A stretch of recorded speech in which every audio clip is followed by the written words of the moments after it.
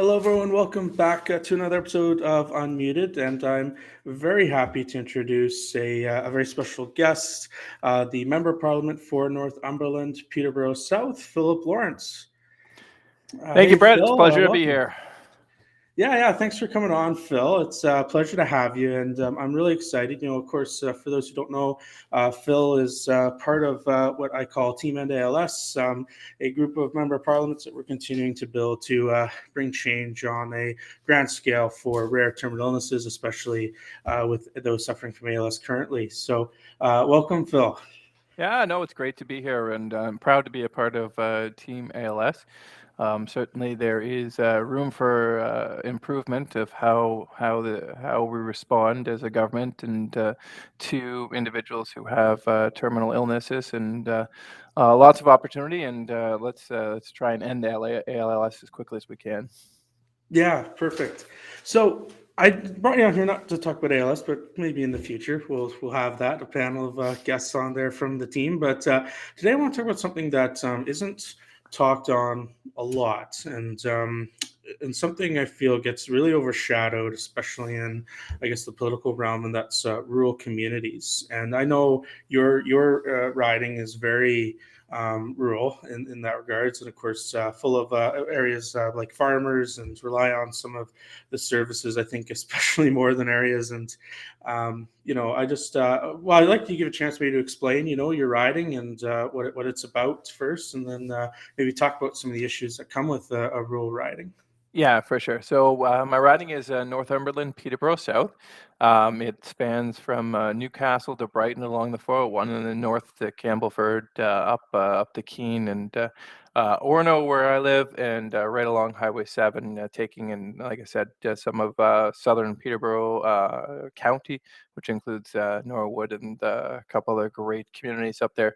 Um, yeah, so we also have Rice Lake right in the middle of our riding as well, and so we have some semi-rural, I guess, would maybe how it was characterized, which is the surrounding area around Port Hope and Coburg and some of our towns and Newcastle, and then you have some more rural areas out up to the north, north of Coburg and Port Hope, and also up and around Rice Lake, where you've got Baileyborough and some other great communities. It's a real mix of different types of agriculture. Of course, you've got sort of the typical corn, soybean, Ontario growth. We have some dairy and some beef cattle as well, some poultry as well. Actually, quite a bit of feather, as they say, right? So chickens and I guess the challenge is for farmers in a lot of ways. Inflation hits them particularly hard, because oftentimes their prices are not set by themselves. If you're in business, then if all the producers have an increase in costs, and they can sort of push that along to the consumer. Often cases, our farmers don't have that opportunity. The price is the price. And if the cost of production goes up, then it just comes right from there, right? And farming at the best of times is a relatively low margin enterprise, meaning that there are very thin margins, and so if the costs go up, it can very easily turn from a small profit into a big loss, which is obviously very challenging for our farmers. And so there are certain things that we can't control. We certainly really couldn't control the invasion of Russia into Ukraine. However, there are many things that we can control, and so one of those would be, for example, the carbon tax. And while you were, if I'm not giving away secrets, Brett, while you were working at our office there, of course, you were aware that we were pushing a PMB at the time, which was C206, which was to give farmers an exemption on propane and natural gas from the carbon tax. And you saw farmers spending tens of thousands of dollars on the carbon tax. Now, 206 unfortunately died in the Senate when Trudeau called his unnecessary and very expensive election, his $600 million election. But it continues on in the form of Bill C234, which is underneath Ben Lom's name, and he's actually tweaked it and improved it to my eye. And we're very excited because that'll give farmers some relief. Like I said, farming is always it's a hard job. It's where a 70-hour week is a light week. And so we need to give farmers a little bit of a break, but particularly underneath the inflationary liberal policies that have left farmers literally sitting out in the cold on many occasions. So just even a small bit of relief as C234 would do would, I think, go a long way to helping our farmers. Yeah, no, it's good to know. I've been to your riding, and no secrets given away. I think many people, everyone watching knows I've worked for a few MPs in my day, so not much to give away. But I've been to your riding, and of course, I got to spend some time when I was, of course, working in your office, spending time in Coburg and a few of the other surrounding communities there. And first of all, beautiful place, and one of the things I've noticed, especially talking with a lot of people from there, and then of course, I live in a rural riding to this day. I live in Prince George, which is about the interior, a small town. If you're if you're anywhere south of you, of course, anywhere north is this actually might be considered a bigger city. But we kind of do live in a more rural area. And one of the things I found is being overshadowed by big cities. And I know your writing's pretty close, not extremely close, but closer to Toronto than maybe other rural areas. Do you find that uh, do you find that an issue for many of your issues as well? That things just get overshadowed by like the big cities or the big metro areas. Is that do you hear that or see that as a concern at all? Yeah, well, no, I guess the challenge that I would perceive with respect to urban and rural areas is unfortunately, as there are so many divisions, unfortunately, across Canada, that this Liberal government and Liberal Prime Minister Justin Trudeau have stoked, unfortunately, and I think what what needs to happen is there needs to be greater communication from urban to rural and rural to urban. It is a different way of living often. Like if you're in a farm in Crammy Township, your life will be considerably different than living in a condo on downtown Toronto, right? But both are incredibly valuable and add incredible value to our community. And so we want both to understand what the other one is going through. So one of the things that, and I'm glad I'm on today, is to educate folks who maybe haven't been to a farm, what life is like on the farm. So and how modern it is, and what a commitment, particularly to climate change, farmers have to fighting climate change.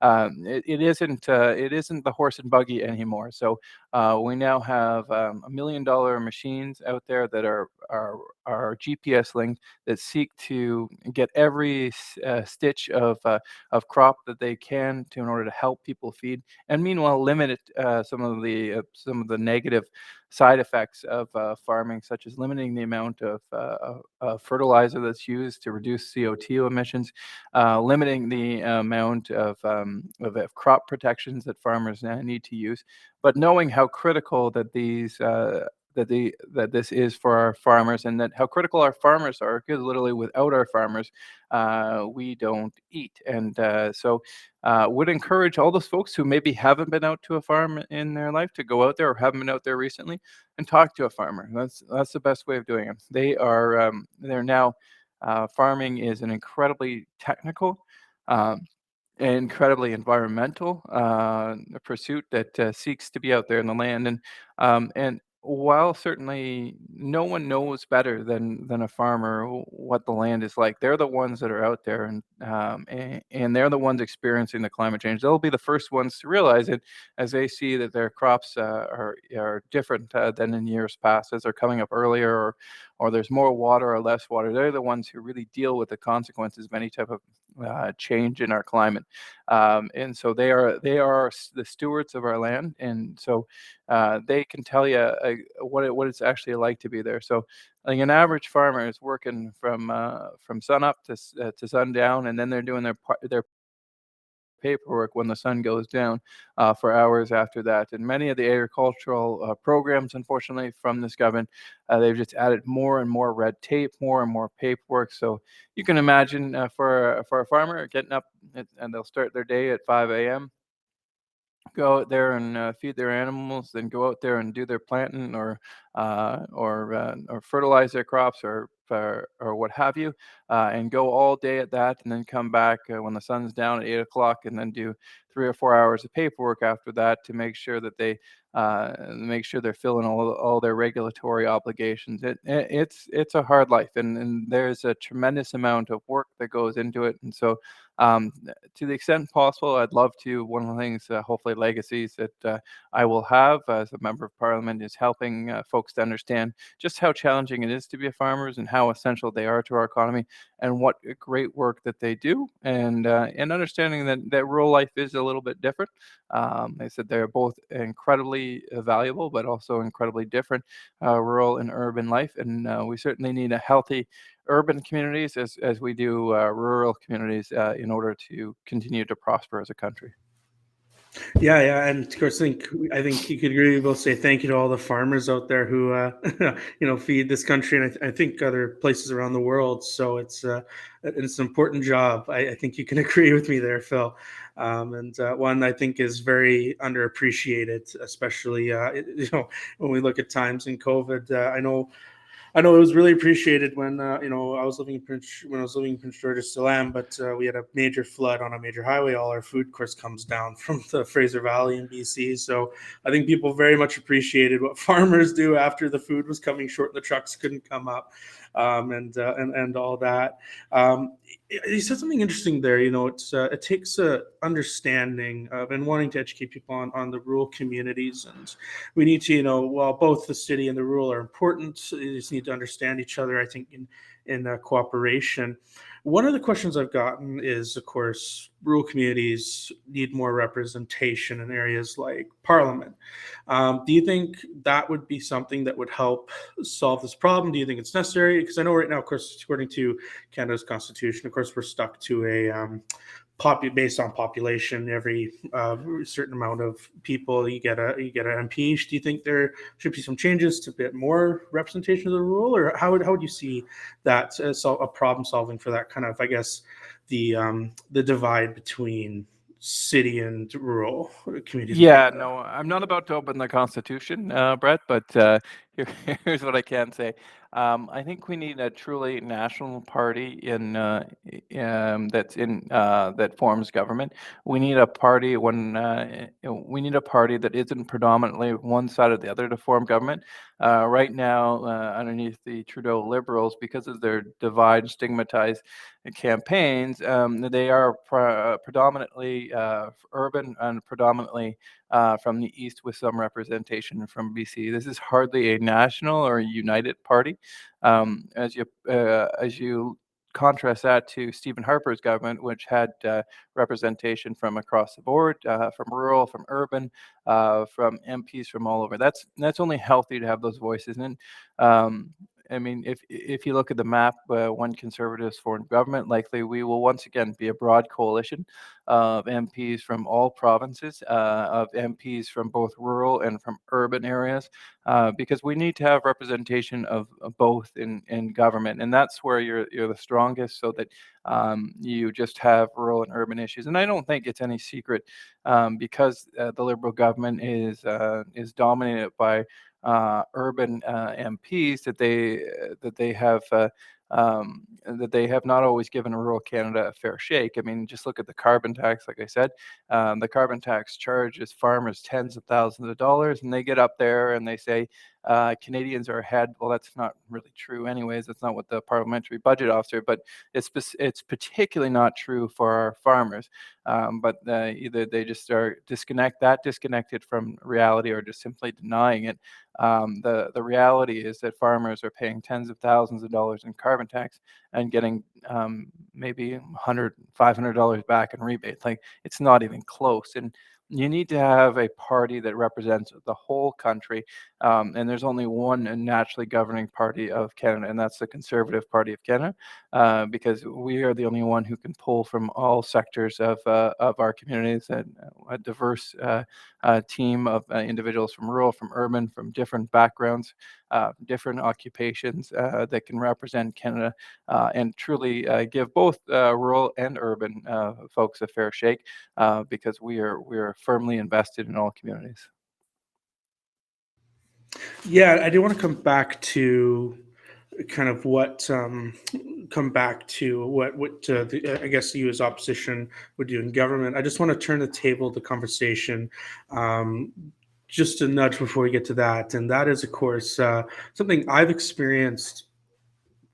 I can't speak for Ontario, but I know in BC I've experienced both in big city and small. But one thing I really see is healthcare. I mean, one thing I've been told all the time, and I've had the privilege up until very recently that I've never needed urgent care in hospital, and or had a family member, as I said, up until recently needing urgent cares. But one thing I'm seeing, I heard all the time growing up was, equal access to healthcare. We have it, and always, hearing, of course, the NDP champion, their glorious, rise to creating nice healthcare. And till recently, I've seen, especially in rural communities, it's not that equal. I mean, some things are, doesn't seem to be just because you have healthcare in certain, a small city, you might have to be flown down for some even pretty basic procedures. Is that something you kind of see the inadequacies of healthcare, especially for a farmer, especially in your riding, where even probably a day off the job is a ton of money lost? Is that something you see that's an issue in your rural community at all? Yeah, I mean, certainly across Canada, we want to deliver just the best in healthcare across our country. But I'll tell you, it does have implications.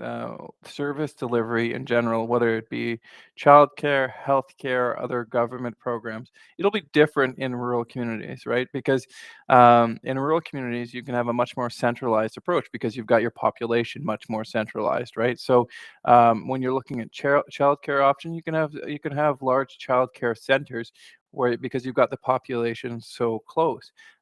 In rural areas, or even more so in northern or remote areas, childcare or healthcare will have to be a little bit more diffused because the population is so far away. And those calculations have to be put into place when we're delivering any type of service. That delivering a service, a government service in Toronto is going to be much different than delivering it in Orono or in Brighton or in Campbellford. Just the lesser density, the lack of population is going to create challenges with respect to service delivery. You have to get to these people, or those people have to get to you, which makes things a lot more different.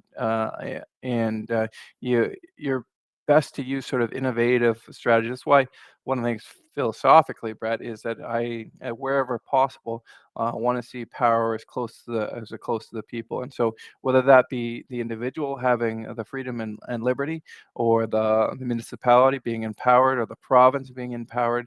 In general, the closer you get power to the people, the better it is. And we've seen the Liberals consistently trying to centralize more and more power in Ottawa. And fundamentally, when it comes down to it, I believe that a person in Crammy is going to, or Castleton, or Keene, or Campbellford is going to make better decisions about their own life than some bureaucrat miles away in Ottawa will ever be able to, because they'll never fully understand it.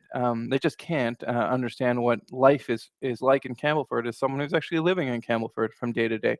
And at the very root of a lot of my philosophy is the belief that a belief in Canadians. The Canadians know what's right for Canadians, and then that.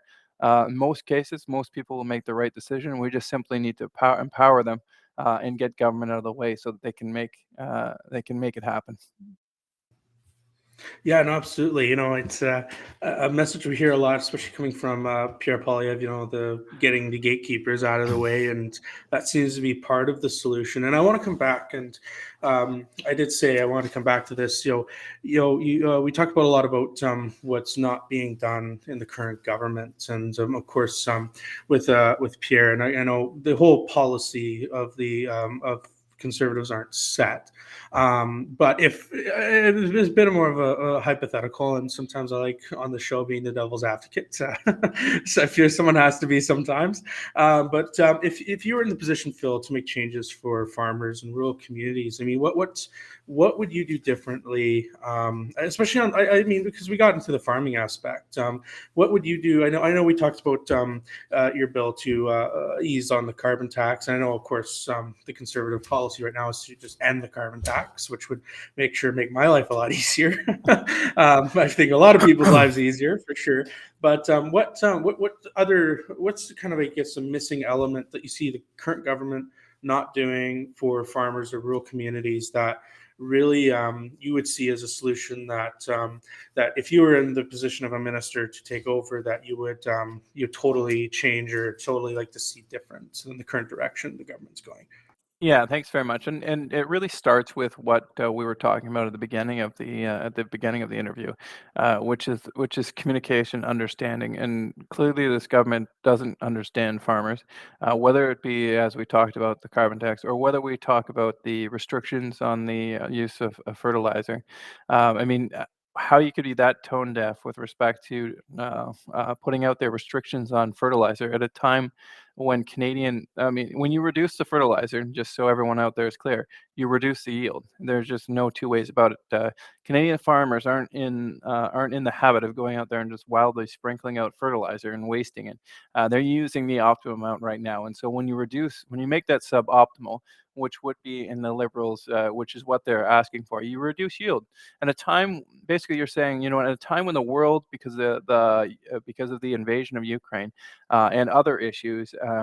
At a time when the world needs Canadian food more than ever, we're going to reduce the amount of food by tying one hand behind the back of a farmer. And one story that I don't think it's gotten enough play, and maybe it's because it's halfway around the world in the mainstream media or um, just in the conversations of Canada is what's happened in Sri Lanka. Those of you who aren't aware, the government of the day in Sri Lanka decided to ban all crop protections and I believe fertilizer as well. The consequence of that was not only to destroy their agriculture yield, bringing it down by more than 50%, but it brought down their whole economy because without the and that's a, it- and just like agriculture is incredibly important to the Sri Lankan economy, so is the Canadian economy. And so when we go and we make, and that's just the government just decided this, right? They didn't fully consult with farmers, and that's why we need to make sure that the next government, and I know they will underneath Pierre Poilievre, I know we will listen to farmers, understand what it takes to make a farm successful, because not only is Canada counting on our farmers, but the entire world is. With the reduction in production in Ukraine, which is of course the world's breadbasket to a large extent, they're going to rely more and more on our prairie farmers out west to produce the wheat that we all need to eat and our bread and otherwise. And in the absence of that, and so we cannot be tying the arms behind the back of our farmers as they're trying to go out there and prevent famine and starvation, which is a real issue if Canadian farmers aren't allowed to do what they do best, which is put farms, which is to put food on people's table. Yeah, no, that's great. So I see the clock. I think we're running out of time, and I don't want to keep you any longer. Than I know you're a busy guy, Phil, and you got a lot of farmers to fight for, and of course, make sure we stop paying all these carbon taxes here, and which is great. So before we end off, is there any way any where can people find what you're doing right now in Parliament, and is there any social media you want to share off there? Happy to Yeah, just so we can find you. in social media or into Google for my website, just Philip Lawrence MP. You'll be able to find all of my information there, and just maybe a shout out to a piece of legislation that we're working on right now, my private members bill, which is not which is somewhat unrelated to our topic today, but I think incredibly important, which is on international human rights. It seeks to help people who are prisoners of conscience around the world, as well as holding accountable those who are the most um, reprehensible violators of human law or human rights law. And so those are two provisions of it. It's four provisions in whole. But the idea, of course, is to make our world more humane, a little bit safer, a little bit better place around the world, and for Canada to help Canada regain its mantle as a champion of human rights. Well, we'll definitely have to have you back on to talk about that. And not totally off topic. We're doing this week. We're talking to Arnold Viersen, of course, later this week about human trafficking, because of course, Human Trafficking Awareness Day I think is tomorrow. Yep. So I think we're talking to him on Thursday, and so totally not unrelated to what I'm doing this week. Of course, not totally on topic today, but I definitely want to have you back on talk about that bill, Phil, because it sounds like an issue that needs to be spread just as equally here. And the whole point of what I do here is bringing light to the issues that don't seem to be, that should be mainstream, that aren't mainstream. And it's farmers, even though it's interesting, they've been around for so long in human history. And you think we'd have a great appreciation, and how well they're the original, could say environmentalists, and they're also our bread baskets, and they kind of do everything. So it's amazing to me, how little I think, and I totally agree. We need to up the conversations and start, talking to other, understanding each other, and that's hopefully what we can do here today.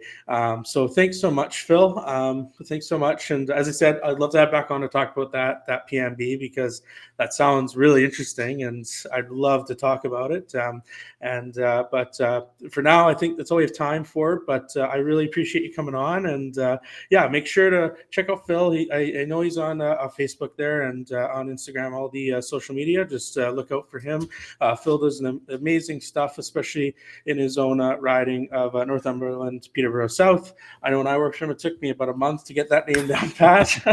The last riding I worked in was So Sweet White Rock before that. So it was a bit of a name change difference to have it memorized. But I really appreciate it, Phil. And yeah, it's great having you on. And yeah, I look forward to having you on in the future to talk about that, your new PMB, because I think I'd really like to highlight that for sure. Perfect. Sounds great. Thank you for having me on. It's an honor and a privilege.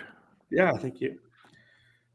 And of course, this is about bringing awareness to the issues that we need to talk about. And of course, rural issues are issues that go off as well. And I really appreciate Phil for being on. And, of course, make sure to share and follow me for more interests. As we say, our next guest will be Arnold Viersen. I think we're having a conversation with him in 2 days, of course, about human trafficking, which Human Trafficking Awareness Day is tomorrow.